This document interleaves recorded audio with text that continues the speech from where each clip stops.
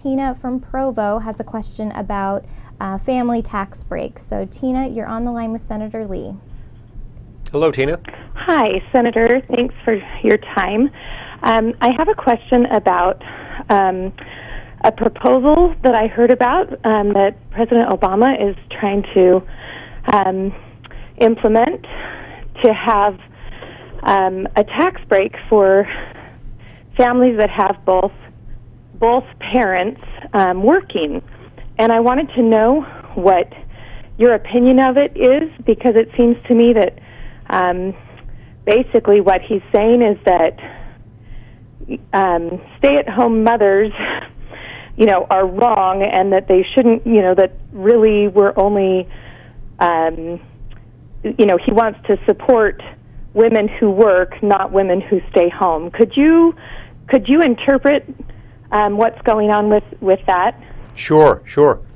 First of all, you're right to raise this concern, especially when we've got a government that, through its tax code, already punishes people for getting married. It already punishes them again for having children. These are inequities that already exist in our tax code and that need to be fixed. I've proposed ways to fix both of those inequities, both of those penalties.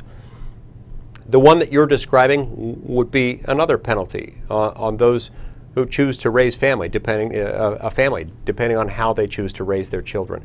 I don't think the federal government has any business telling parents what kind of arrangement they ought to have. It ought to be up to parents themselves to decide whether or not both the mother and the father should be working, or whether one of them wants to stay home with their children.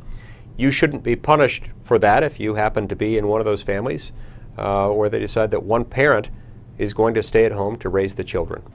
And I will continue to fight against anything that punishes American families, and that is one of them. The good news there, Tina, is that proposal isn't going anywhere. The president knows it's not going anywhere. The fact that he raised it last night doesn't suggest that he's actually going to move forward with it. He knows that it has zero chance of passing in this Congress. It's nonetheless important for us to explain why it is that we're opposed to this and what we would rather have in its place.